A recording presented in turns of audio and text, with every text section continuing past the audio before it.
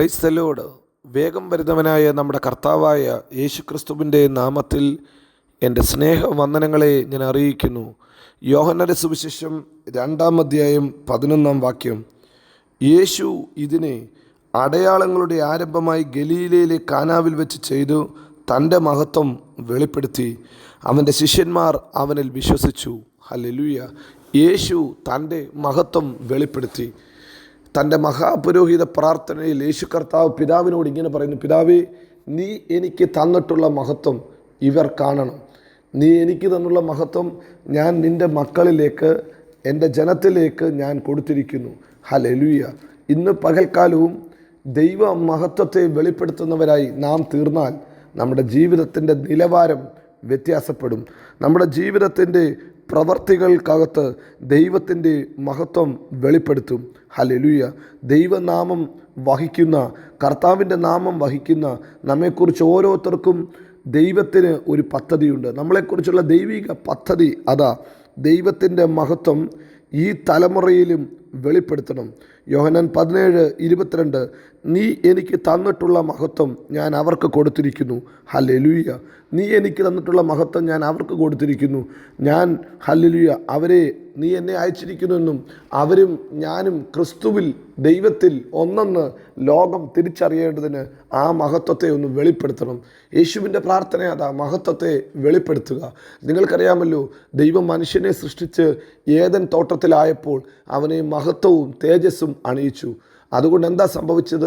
ഒരു വസ്ത്രത്തിൻ്റെ ആവശ്യമില്ലാതെ ദൈവ തേജസ് അവരെ പൊതിഞ്ഞു. എന്നാൽ റോമാലേഖനം 3-ാം അധ്യായം 23-ാം വാക്യത്തിൽ നാം വായിക്കുന്നു, ഒരു വ്യത്യാസവുമില്ല, എല്ലാവരും പാപം ചെയ്ത് ദൈവത്തിൻ്റെ തേജസ് നഷ്ടപ്പെടുത്തി.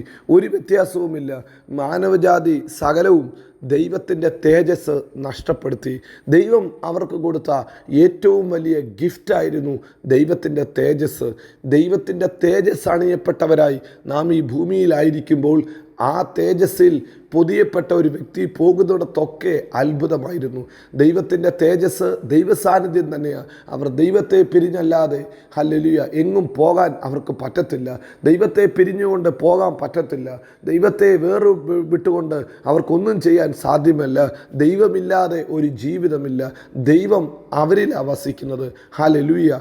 ദൈവത്തിൻ്റെ തേജസ് അങ്ങനെ വഹിച്ചുകൊണ്ട് നടക്കുന്ന ഒരു കൂട്ടത്തെ നോക്കിക്കൊണ്ട് ഹല്ലേലൂയ ഇതാ വേദപുസ്തകം പറയുന്നു, ഇവർ ദൈവത്തിൻ്റെ തേജസ്സിനെ വെളിപ്പെടുത്തുന്ന ഒരു തലമുറ, ദൈവത്തിൻ്റെ തേജസ്സിനെ മറ്റുള്ളവർക്ക് കാണിച്ചു കൊടുക്കുന്ന ഒരു തലമുറ.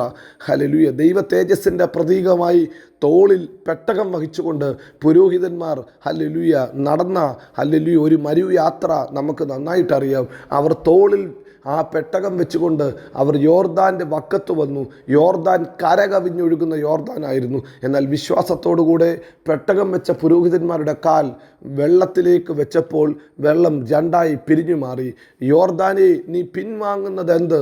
ഹല്ലേലൂയ. ചെങ്കടലേ, നീ ഹല്ലേലൂയ നീ വിഭാഗിക്കപ്പെട്ട് നീ ഓടുന്നത് എന്ത് എന്ന് സങ്കീർത്തനക്കാരൻ ചോദിക്കുന്നത് അതുകൊണ്ടാണ്.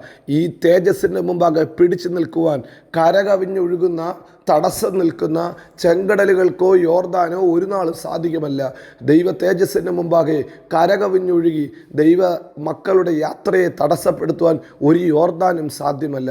ഹല്ലേലൂയ. ഇന്ന് പകൽക്കാലം വിശ്വാസത്തോടുകൂടെ പറയുമോ, തേജസ്സിനാൽ ചുറ്റപ്പെട്ട ഒരു ദൈവ പൈതൽ കാല് വെക്കുമ്പോൾ പ്രതികൂലങ്ങൾ മാറിപ്പോകും, പ്രതിസന്ധികൾ ഓടിമാറും. കാനാവിലെ കല്യാണ വീട്ടിൽ തേജസ്സിൻ്റെ ഉടയവനായ കർത്താവ് കടന്നു വന്നു. ഹല്ലേലൂയ. അവിടുത്തെ നിലയ്ക്കും വിലയ്ക്കും വ്യത്യാസം വന്നു. ആ വീട്ടിലെ കുറവിനെ യേശു പരിഹരിച്ചു. ഇന്ന് പകൽക്കാലം തേജസ്സിനെ വഹിച്ചുകൊണ്ട് നാം ഒരു ഭവനത്തിൽ കാലുവെച്ചാൽ അവിടുത്തെ കുറവുകൾ മാറിപ്പോകും. തേജസ്സിനെ വഹിച്ചുകൊണ്ട് ഒരു ഓഫീസിൽ ചെന്നാൽ അവിടുത്തെ കുറവുകൾ, അവിടുത്തെ ശൂന്യതകളെ ദൈവം മാറ്റും. തേജസ്സിനാൽ ചുറ്റപ്പെട്ട ഒരു ദൈവ പൈതൽ, തേജസ്സിനെ വഹിക്കുന്ന ഒരു ദൈവ പൈതൽ എവിടെയാണോ കാലുവെക്കുന്നത് അവിടെ അത്ഭുതങ്ങൾ സംഭവിക്കും. പച്ചവെള്ളത്തെ വീഞ്ഞാക്കിയിട്ട് യേശു തൻ്റെ മഹത്വത്തെ വെളിപ്പെടുത്തി. പച്ചവെള്ളം വീഞ്ഞായി തീർന്നു. നിറമില്ലാത്ത, ഗുണമില്ലാത്ത, മണമില്ലാത്ത പച്ചവെള്ളത്തെ ഈ മഹത്വത്തിൻ്റെ പ്രത്യാശയായ ക്രിസ്തു വന്നപ്പോൾ ഹല്ലേലൂയ അതിൻ്റെ നിലവാരം മാറി. നിറമില്ലാത്തടത്ത് നിറം വന്നു, ഗുണമില്ലാത്തടത്ത് ഗുണം വന്നു. ഹല്ലേലൂയ. ഇതാ നിറമില്ല, ഗുണമില്ല, മണമില്ല എന്ന് പറഞ്ഞ സ്ഥാനത്ത് സമൂലമായൊരു മാറ്റം യേശു കർത്താവ് കൊണ്ടുവന്നു. ഇന്ന് രാവിലെ ഈ വചനം കേൾക്കുന്ന കർത്താവിൻ്റെ പ്രിയ പൈതലേ, നീ മറ്റൊന്നിനും വേണ്ടി പ്രാർത്ഥിക്കേണ്ട, കർത്താവിൻ്റെ തേജസ്സിന് വേണ്ടി പ്രാർത്ഥിച്ചാൽ മതി. നഷ്ടപ്പെട്ട തേജസ്, പാപത്താൽ അല്ലെങ്കിൽ നഷ്ടപ്പെട്ട തേജസ്സിനെ ദൈവം മടക്കിത്തരും. ക്രൂശിലെ യാഗത്താൽ അവൻ ചെയ്തത് അതാ. നിൻ്റെ സകല പാപത്തിനും അവൻ പരിഹാരമായി തീർന്നു. നിൻ്റെ സകല ശാപത്തിനും അവൻ പരിഹാരമായി തീർന്നു.